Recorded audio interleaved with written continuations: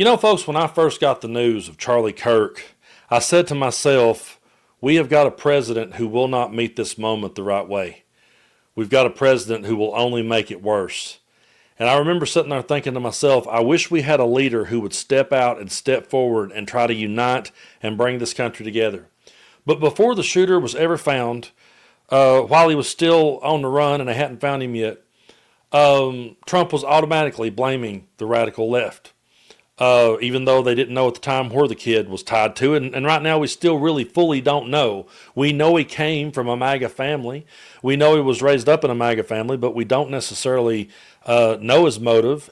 There's so many conflicting reports out there that I don't talk about a lot of it because one minute I'm reading this and the next minute I'm reading that. So I'm just trying to make sense of it. But I think in a time like this, in such a critical time, the thing to do and the way you bring down the temperature is you don't just start assuming things right out of the gate. But that's what Trump did. He said there is no problem with the radical right. We don't have radicals. It's only the radical left. And he tried to pass it off like, oh, they call us radical on the right just because we want to see crime brought down. And that's the approach that he took. There was part of me that was like, man, I really wish we had someone like an Obama here to talk about this one. And we still do. I wish he was the president, but he's not. But he's still, right here in this moment, I think Obama absolutely puts it together the way that we should be looking at this moment. I think he absolutely nailed it. He always does. And I appreciate him so much. So I'm going to roll this clip and then we're going to talk more about it. Yep. Obviously, I didn't know Charlie Kirk. I was generally aware of some of his ideas. I think those ideas were wrong, but that doesn't negate the fact that what happened was a tragedy and that I mourn for him and his family. He's a young man with two small children and a wife who obviously, and a huge number of friends and supporters who cared about him. And so we have to extend grace to people during their period of mourning and shock. We can also, at the same time, say that I disagree with the idea that the Civil Rights Act of 1964 was a mistake. That's not me politicizing the issue. It's making an observation about who are we as a country. I can say that I disagree with the suggestion that my wife or Justice Jackson does not have adequate brain processing power. I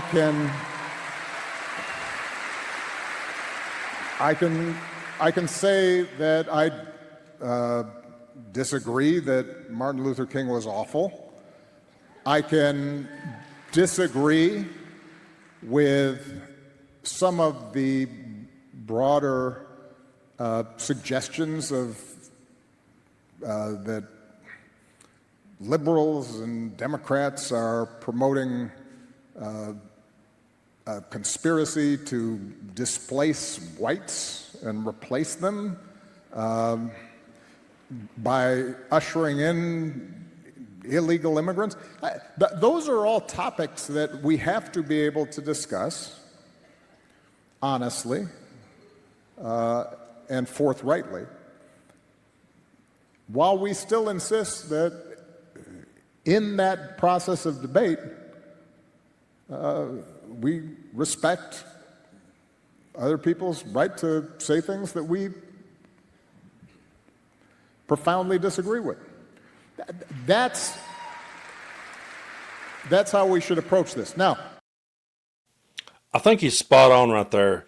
We can absolutely extend grace, and we understand that there were a lot of people that loved Charlie Kirk, cared about him deeply, looked up to him, admired him. We understand that they're grieving, and we can give them grace. At the same time, we can't sit back and not go to bat against his ideas. So when it happened, I said here on the channel, I condemn the violence. This is never the answer. It's the worst thing for our country. We do not need it. We need to come together. We need unity. And we can extend grace to Charlie Kirk and to his family and to his kids. But at the same time, it doesn't mean that his ideas suddenly became good overnight. They didn't. Charlie Kirk's ideas were bad when he was alive and when he was saying them, and they're bad now and him not even here. They're still bad, and we will still debate them. And the way that MAGA loves to spin this is that Charlie Kirk died for free speech, that he died just wanting to have an open debate, that he died for his opinion. Well, if he was a guy that just was trying to have a debate and these were just his opinions, then we're having debates and we have opinions too. And we didn't want to see the political violence. We condemned it. We will always condemn it. We'll always call it out. I'm never going to say that's the answer because it's not. You beat people's ideas by expressing yourself in a way that defeats their ideas, and you win people over to your side by making a better argument against it. And that's what we try to do every day when we're sitting down here talking to one another. I'm just trying to come up with another way of looking at things. And you're free to agree with me or disagree with me. You're free to hit the subscribe button, and thank y'all so much for the ones that have. You're free to unsubscribe if you don't like something I say. That's perfectly okay. You're not going to see me. I don't come on here and say, hey, why did I lose a subscriber over this? You're free to leave. You're free to stay. I appreciate you either way. That's just how I look at it. But I'm also a person that does not believe in jumping to conclusions and does not believe in fanning the flames. So that's why a lot of times I do react to the news a little bit later than some of the rest, because I'm not a guy that's breaking the news to you. I'm a guy that's reacting to it.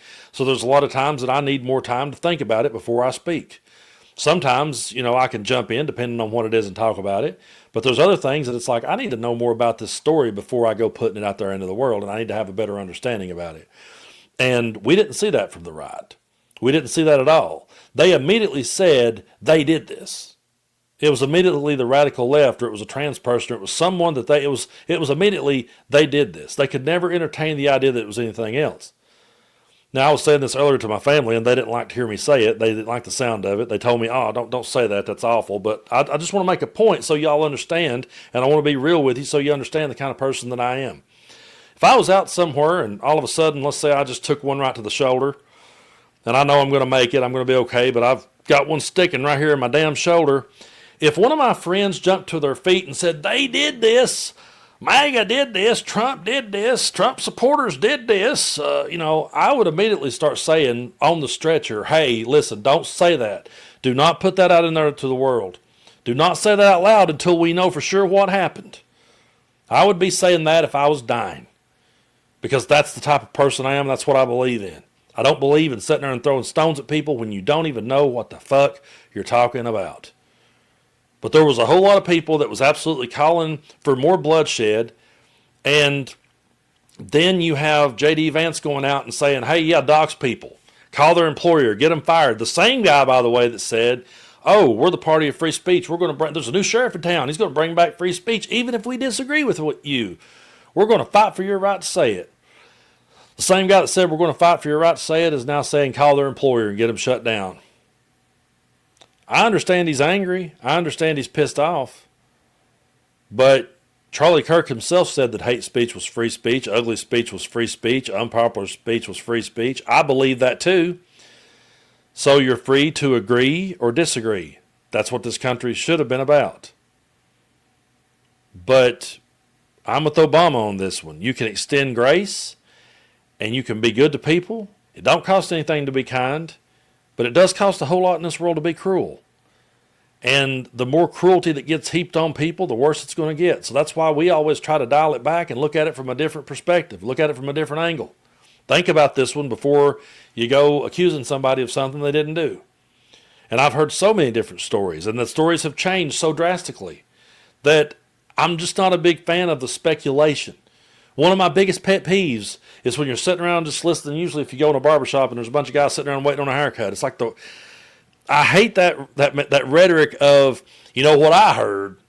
I heard this. And I heard this guy said, who's this guy? Who is he? Where's he from? What's he know? Who you talking about? I saw this guy say this. Well, no, I don't believe that because I heard a guy say. And they sit there and and then finally I've seen people literally come to conclude, yep, that's what it was. That's it. And you're sitting there going, you don't know. You don't know what it was. So I do believe that we can have both for Charlie Kirk. We can give grace to his family. We can